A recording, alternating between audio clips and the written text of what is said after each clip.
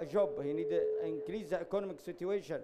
So we needed to do that, to transfer this technology, this information, how we can get this, increase the income of the simple citizen in the African through along the coastal Egypt.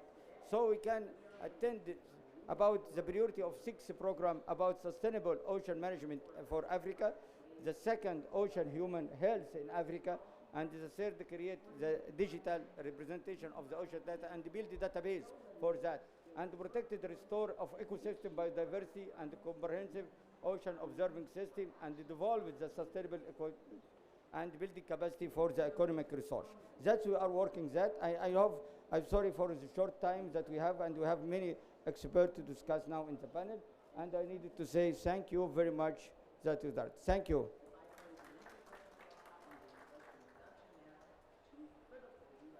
Thank you, Professor Hamouda, for the short introduction. And now it's time to welcome Mr. Julian Perper, the head of Marine Policy and Regional Implementation Section in the IOC, for moderating the panel discussion. The floor is yours.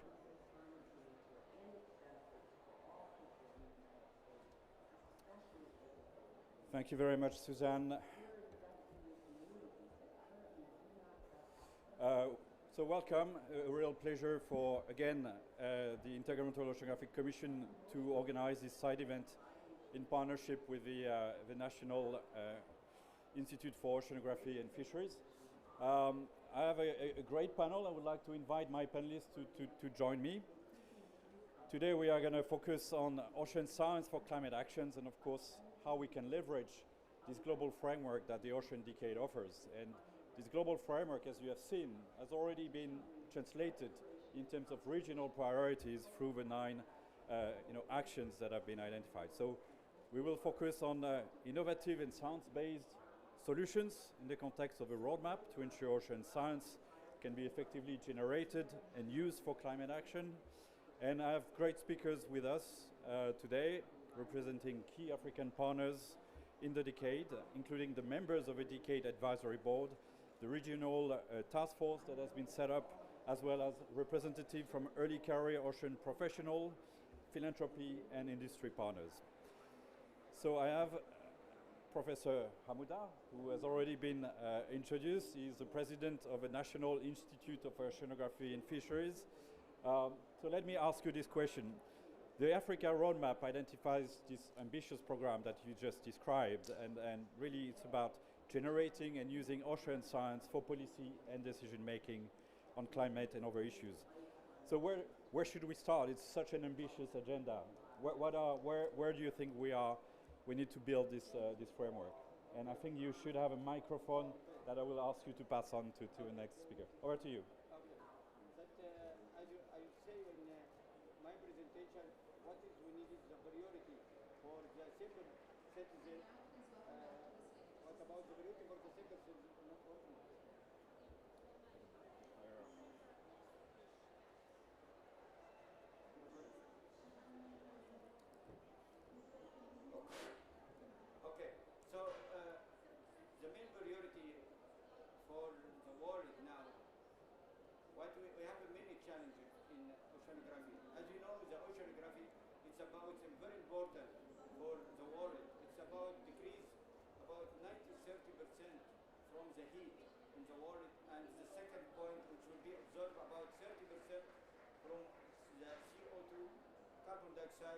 In the world. So this is the ocean we have a very important for us. So what is the simple citizen ask for me? We needed to think what is the priority to increase the economic income for him. So we are working about increasing the income of the potential sustainability of the management of coastal. So we need to increase the income for the fishermen. We need to increase the income for all the people which we are working, and they have a huge amount of economic resource for the development of the ocean. This is the main target we needed to support the simple citizen in the world, and especially in Africa, because we are simple and we don't have technology and skill. So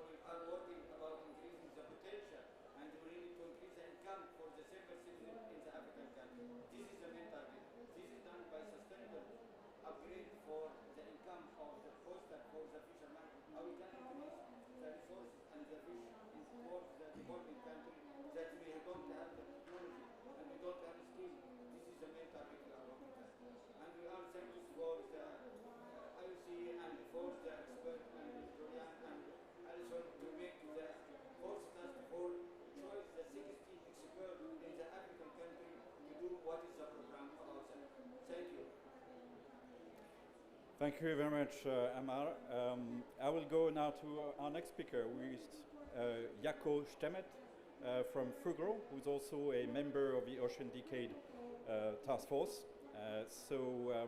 Jaco has been educated as a naval officer first, but also as an hydrographer. I understand you have experience with the French Navy, and you've joined Fugro, which is a company, which is, I'm sure you will tell us what Fugro does. I don't have to explain. But you joined Fugro in 2006 as an offshore surveyor. And I understand you've been managing many projects ranging from geophysical, geotechnical, hydrographic, seismic, and so on. And you are now the director for Africa at Fugro, based in Cape Town. So, in the context of a decade, from the start, we identify industry as a key stakeholders, and in terms of trying to build partnership, in particular research partnership with industry. So can you tell us what role do you see for industry in the implementation of the Ocean Decade Africa Roadmap? We'll start with that. Thank you very much. I think for private industry, the main question we should be asking ourselves is what problems are we helping to solve through the Ocean Decade and together with the Ocean Decade? Ocean Decade is all about building momentum and excitement from the bottom up. So we need the science, it's all about the scientific need for the ocean that we want. But the challenge, I think, is that ocean science and the science community is all over the place. And when I say that, I mean geographically. So geographically, we're spaced out all over through all the different countries, but also in terms of scope. So we have different science communities have different scopes. So it's all about bringing that together, and that's, I think, what is quite pivotal through this whole program. When we look at Africa, there's also large ranges in terms of what is the capacity that we have in different countries. And I think one of the important aspects we have to remember from the outcome of this Ocean Decade is that nobody should be left behind. So there are different private sector companies that can do and have experience in integrating all of these key 9 actions that we've set out through our Africa roadmap. And we should leverage that. So it's all about creating that collective responsibility environment. And I think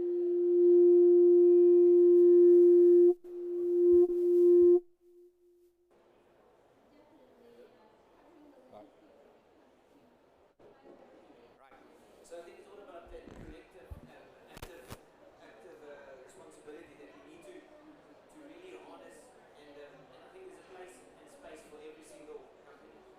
I think secondly, it's also a moral and a social issue, and I think for private sector, implementation of the roadmap is really also about doing what is right. So here I actually want to share something with you, which is something that I've noticed in our company, which is Fugro. So as leadership in the company, we have a goal of creating engagement, making sure that our staff are engaged, staff have a purpose. And I think we can all agree that the young generation today, they want to have a purpose. They want to know what they're doing, and they're not scared to move jobs if it's not about something that's a greater purpose. And something that I've noticed in our company since we've become involved with the Ocean Decade is there's been a great support. There's great pride as well within the company. And that's from the board, from stakeholders, from shareholders, from employees, and it's 10,000 employees globally. So I think that is one aspect that we should really try and harness when it comes to the private sector, is creating that purpose and then doing something for the greater good. Thank you very much, Jaco. And of course, I'll come back to you guys later on with a second question. But indeed, yes, and thank you to Fugro, who's also a key partner in the Ocean Decade, helping us to open the door with the private sector, because very often it takes one to convince the others, and you can do that with all your clients you work with in the marine environment. So let me then move to Harlan Servo, who is with Ocean Hub Africa, and also a member of the Ocean Decade Task Force. So Harlan, I believe, comes from La Réunion Island in the Indian Ocean. Over the last 10 years, he has applied his expertise in development economics and in terms of facilitating partnerships for design and implementation of multi-country programs geared towards advancing the SDG agenda in small African developing states in particular. He's been joining Ocean Hub Africa, where he currently leads operations of the first and only Pan-African business entrepreneurial support organization dedicated to supporting the deployment of innovative ocean impact solutions across the continent. So it's about innovation. Tell us a little bit more about what does Ocean Hub Africa is doing in terms of linking the financing to ocean innovation in Africa. Over to you.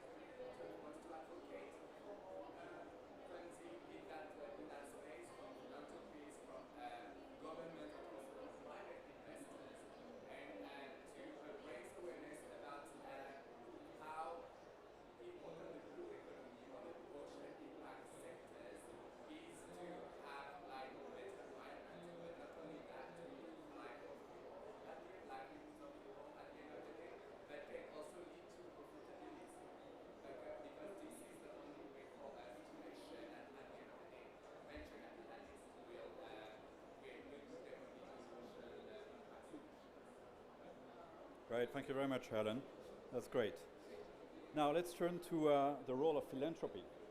And it's a pleasure to have with us Kenza Kalafi, who is the Executive Partnership Manager at the Mohammed VI Foundation for Environmental Protection, and where she is responsible for the education for sustainable programs at the foundation. In the last 10 years, Kenza has been working closely with the Ministry of Education of Morocco in developing these projects on accelerating local level actions to make progress towards the 17 SDGs and empowering and mobilizing youth from preschool to university. So, Kenza, it was a pleasure to be in Rabat in June, hosted by the foundation with many other philanthropic organizations. And what do you take from that experience? And in particular, can you say a few words about the role of philanthropy in supporting and implementing the Ocean Decade, and in particular in Africa? Over to you.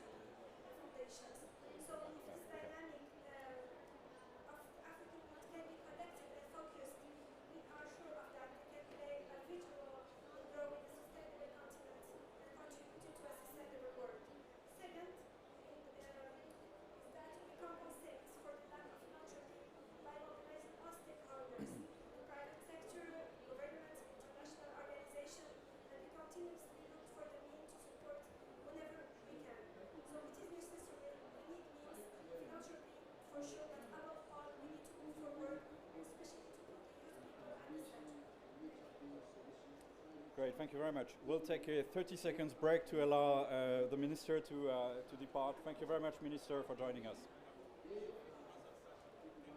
Shukran.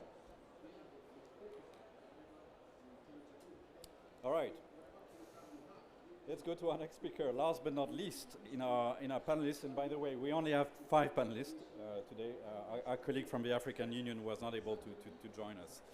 So this is Mrs. Hadir Ismail, who is an early career ocean professional. This is an ECOP. That's how we call them in the framework of a decade. She is a marine biologist. She has a master in oceanography, and currently doing a PhD focusing on the Red Sea, so very close to where we are in the middle of the ocean, on the genetic analysis of microbiomes with application on coral conservation and the field of ecology to investigate environmental change and effect. She's also got trained through the Nippon Foundation POGO Center of Excellence in Observational Oceanography at AVI in Germany. So Hadir, as someone who's just started your career, what does the Ocean Decade Africa roadmap represent to you in terms of opportunities and challenges? Thank you so much, everyone. My point of view as being one of the early career ocean professionals, so I found that the Ocean Decade Africa roadmap is playing a very great role in Africa. They are helping in increasing the capacities for the upcoming generation, and also they are trying to achieve that sustainable development by providing great opportunities for those upcoming generations through they asking them to participate in trainings, to attend the workshops, conferences, like the one that we are here. This is a huge one, the COP. And by that way, they can spread out the concept of ocean observation, and they can conserve the ocean, especially towards the climate change. Okay, great, thank you. So I'm going to go back to, I was going to go back to Amar, but Amar is somewhere with the minister, so I'll catch him next. So back to Jaco then.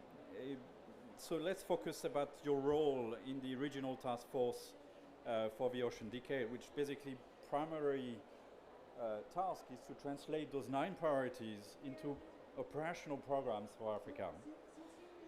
So how can you convince other private sector partners in Africa and beyond to engage in the decade and support this big regional initiative that is the roadmap? Thanks very much. I think as part of the Ocean Decade task force, we really have a big leadership opportunity here to establish and shape how we're going to tackle the ocean science within Africa. So it's a great opportunity. We really need to leverage it. I think private sector companies are essential to partner and to expanding our ocean data and the pool of data that's now has been gathered and that will still be gathered as we move forward. They're also one of the biggest utilizers of the ocean data themselves. So private sector has as much to gain from a healthy ocean, but also just as much to lose from a depleted ocean. So what we're looking at doing is also leveraging the fact that there will still be commercial activities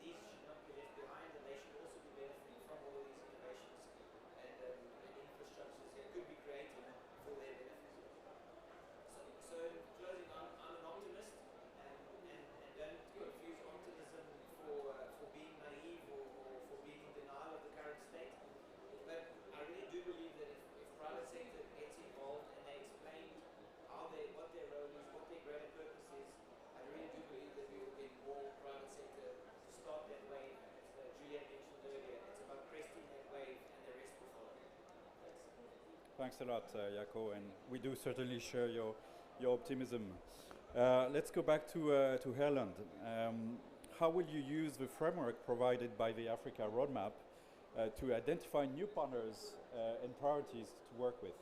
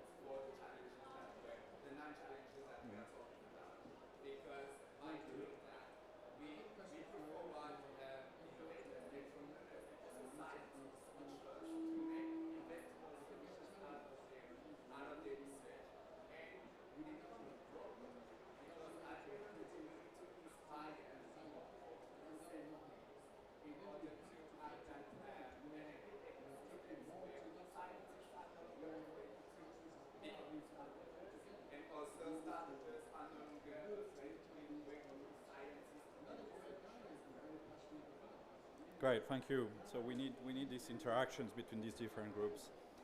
Let's go back to philanthropy for a minute there with a question to Kenza. So, in the context of this foundations dialogue that was established in the decade, there is going to be a meeting next year in Monaco in June 2023.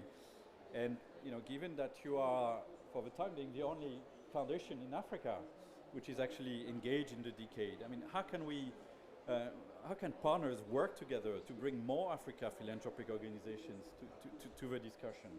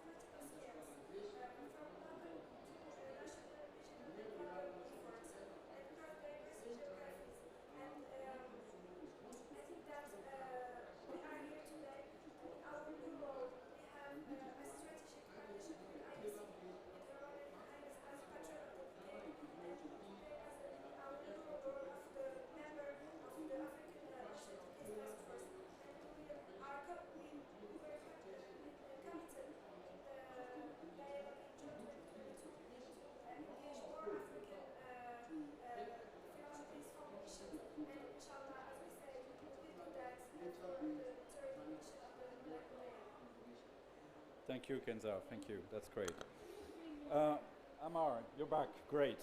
That's good. I have a question for you. That's okay. I fully understand.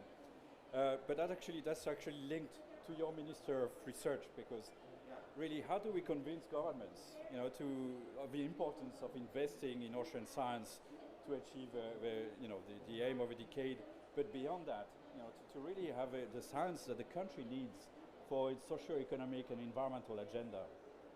The government here, our scientific research ministry, are working about what is the main target to increase the income of the single citizen. We have a problem about the first point of the increasing the sea level rise towards the coast. This is the highly impact. This is we are make a highly hazard for all the tourist area and for example, archaeological building in the front of the sea. This is the main problem about the sea level rise. This is the main one. So the government we are working about how we can making the brick water not appear and maybe immerse the brick water and the highly friendly in the ocean. This is the main point. The second point we are working about how we can increase the income for the citizen people of the fishermen through aquaculture, because the income of the resources of the fishermen will be decreased now. So we have many people of the fishermen and the income will be the same or less now. This is another challenge.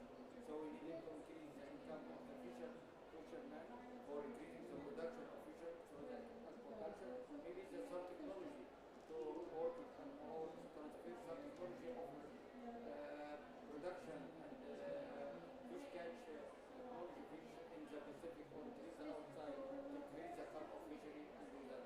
This is the main point, the sea level rise and the increase the amount of the food for the economy sustainable for the water. This is the second point. Thank you. Okay, so this is the arguments that you use to get money for investment in ocean science. All of this we need a finance. So we are working what is the best design for the big water for to save the cost. This is we have a many not needed to do the traditional big water. So we need to do as a friendly big water for to save the water of Asia. Thank you. Right, thank you very much. Let's go back to Hadir for another question about the, what do you think are the priorities in terms of roadmap implementation to ensure that your generation has the skills and resources necessary to carry post 2030 the legacy of the ocean decade in Africa? So, according to being one of the echoes in Africa, so I think that the main priorities for implementation in Africa are given to 2 points. The first one is to give the good access for the upcoming generation, so they can go for doing like a global international cooperation, and also they can find a good opportunities for doing their increasing their experience for the ocean observation. And the second one is it's a good way to give them the space for dialogue, so they can express about their problems, they sharing their opinions and giving and getting the enough experience how they can deal with this, especially the crisis of the climate change. Great. So indeed, collaboration and providing space for dialogue and exchange of experience. We do have a early career ocean professional program, global program in the decade, which also is working through regional hubs. So certainly, I hope you can be part of that group and create that added value through sharing of experience. I would like maybe to open the floor, see if there are any questions from colleagues. I see a question from a lady here. I think we have a microphone that can be shared.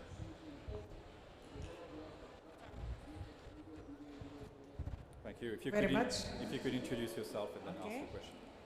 I am Awatif Abdelgadir from Sudan, Associate Professor Marine Biology at Faculty of Marine Science and Fisheries, University of Red Sea, and researcher at the Institute of Marine Researches. My question to Prof. Ammar about the one of the main challenges facing us in Sudan is that the money of the seed money of the baseline studies to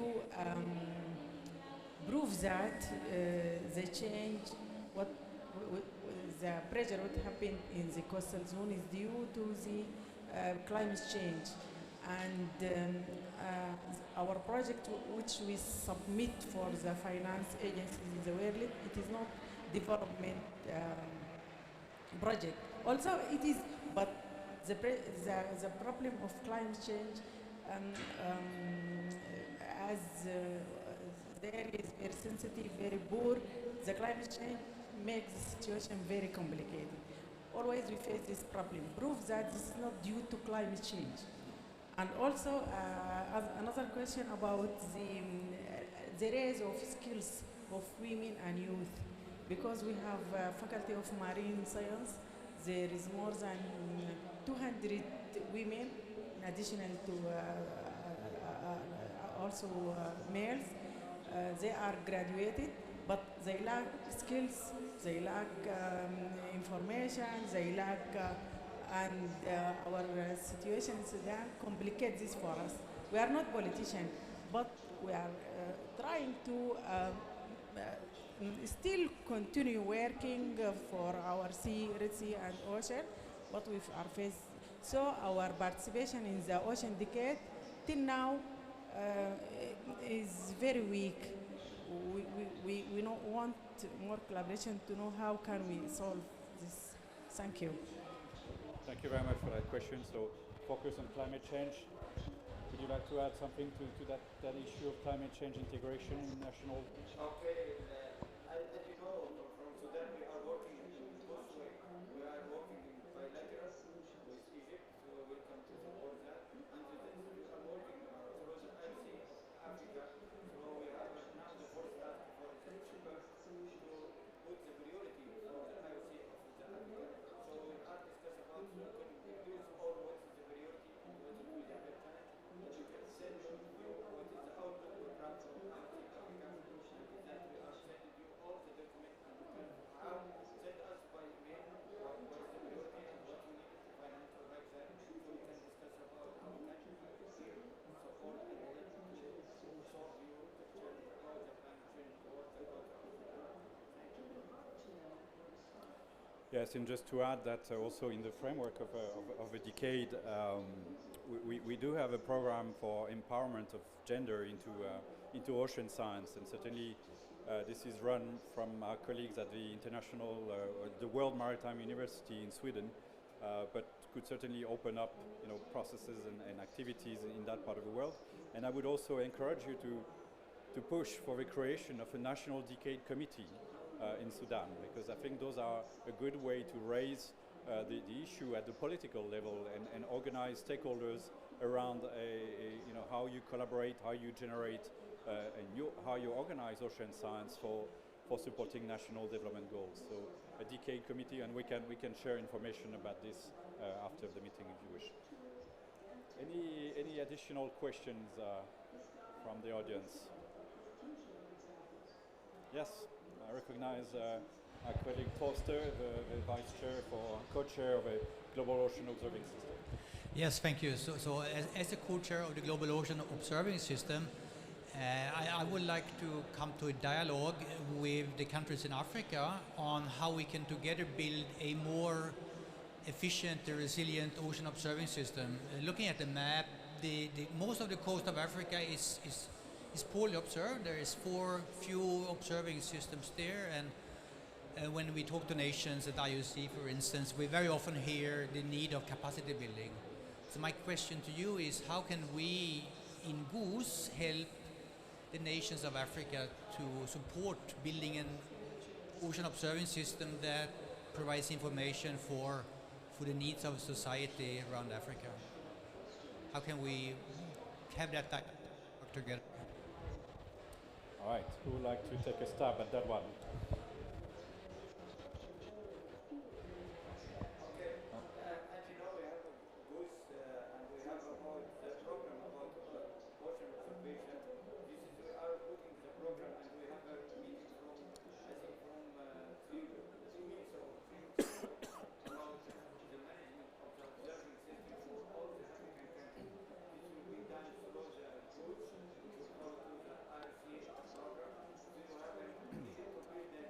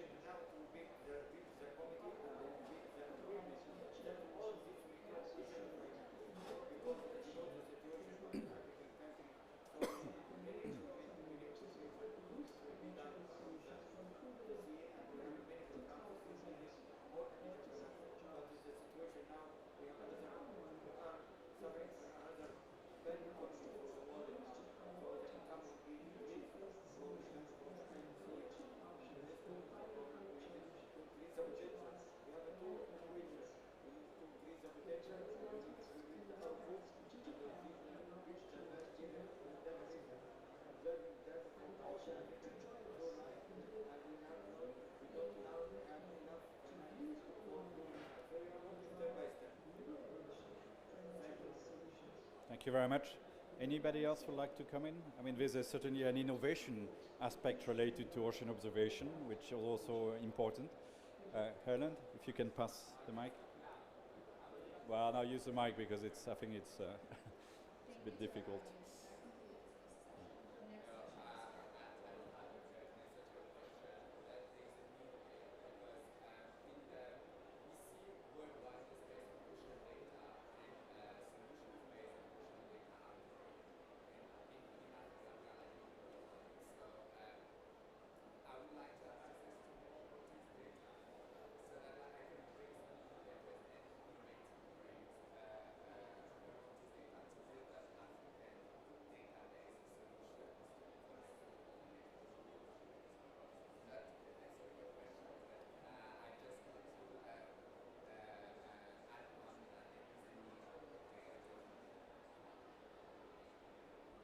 Thank you.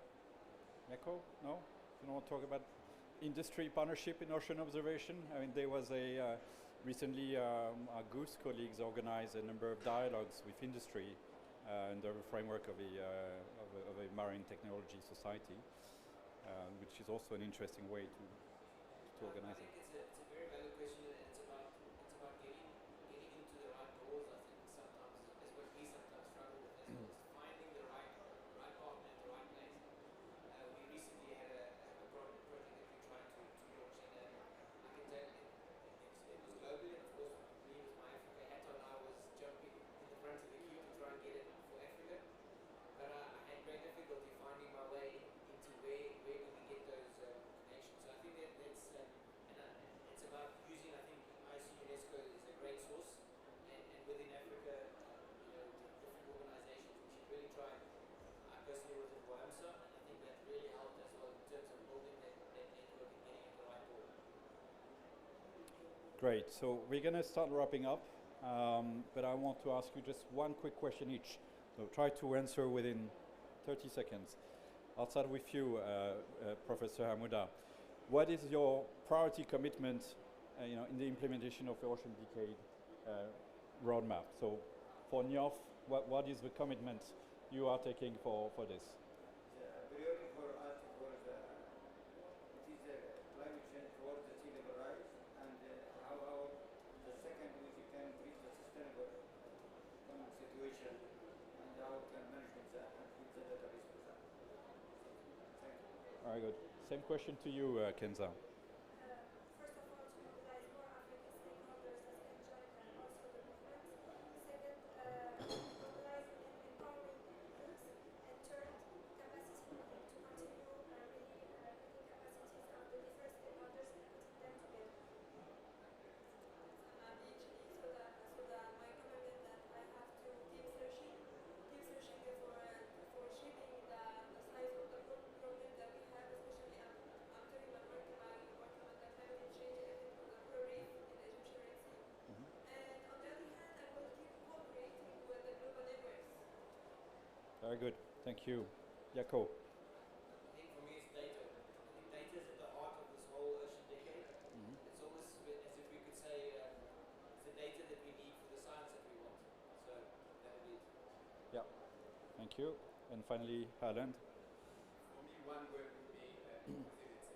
And most of the time when we talk about innovations, etc., we're talking about high tech, high growth startups, but actually there are also digital communities and global communities that can use very no tech innovations that are evidence-based and science-based, and they just need like that little push. And we are already doing it, a little push and a bit of capacity building on the ground to get them to use those very this knowledge for and produce like more environmental and social impact.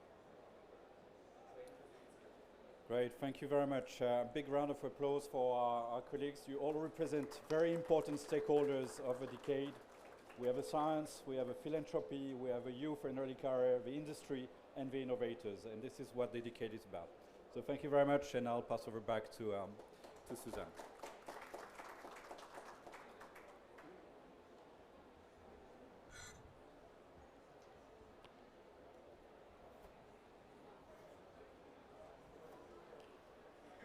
Thank you so much, Julian, for the excellent work for moderating the panel discussion. It was very, very, very great. Thank you.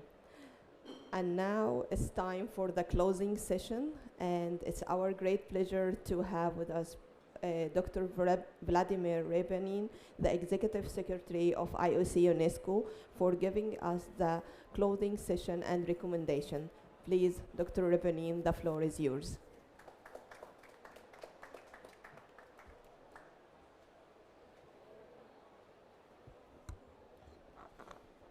Thank you very much, Susan. You know, I would like first of all to thank everyone for participating in this session. And you know, I take a lot of good ideas from it. We are not many here, but you know, it's not the quantity that matters, it's I think the quality. So we did hear from high-level speakers, including the minister. It's very important to have those who take decisions with us. I recognize that the convener of the session is Vice Chair of IOC Africa. Honored to be with you. And of course, we have our dear friends from the NIOF Institute of Oceanography and Fisheries of Egypt. So what I would like to say indeed is that there are many discussions which region of the world is most vulnerable to climate change. And the climate in Africa itself is such that any change creates additional issue. I used to work for the World Climate Research Program. We studied that, and I think the sensitivity of Africa to climate change is very, very high, including also coastal seas. So, and this sensitivity also comes across, I would say, the vulnerability related to a lack of sufficient capacity.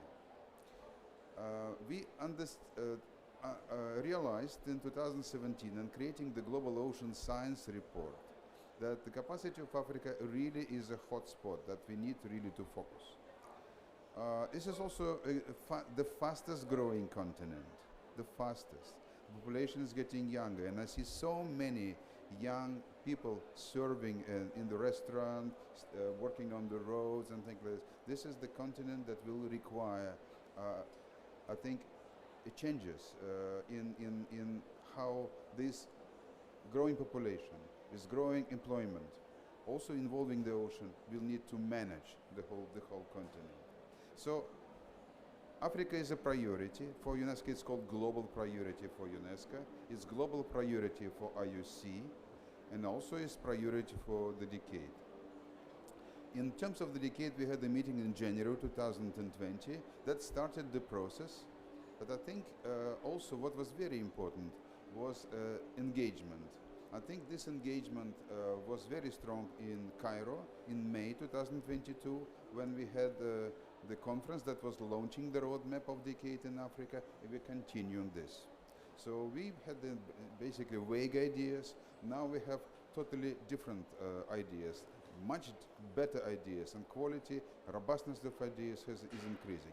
We didn't do it alone, and I would like also to thank the WIOMSA, Western Indian Ocean Science Association, very good partners. So we need such partners around the world. So we actually never do things go along, and this is what you said actually, Herman. This was really good. So now let me also say the following. So the 9 priorities that were identified in the roadmap, they're a little bit different. I would say ocean observations, digital twin of the ocean, marine economy, and things like this. I have to say that they are not in parallel. They cannot be siloed.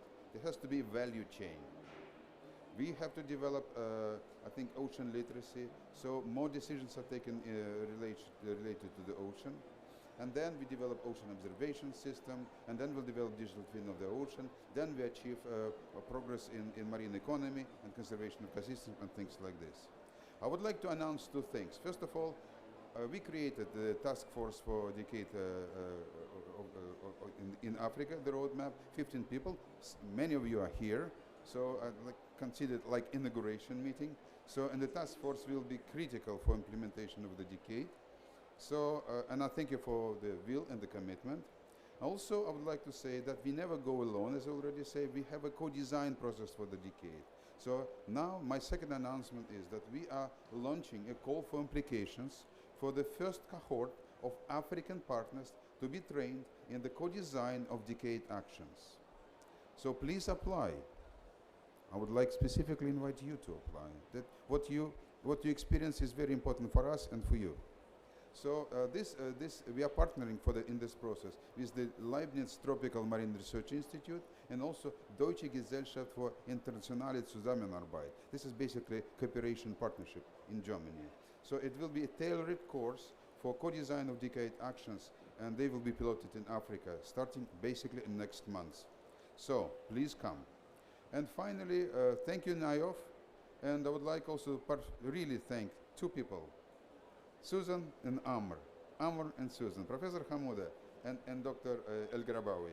Excellent job, and you know, work by individuals is actually combining things, but we are not alone. We are working together, and you know, despite we are few, I think we can achieve a lot. So let's just do this. Thank you.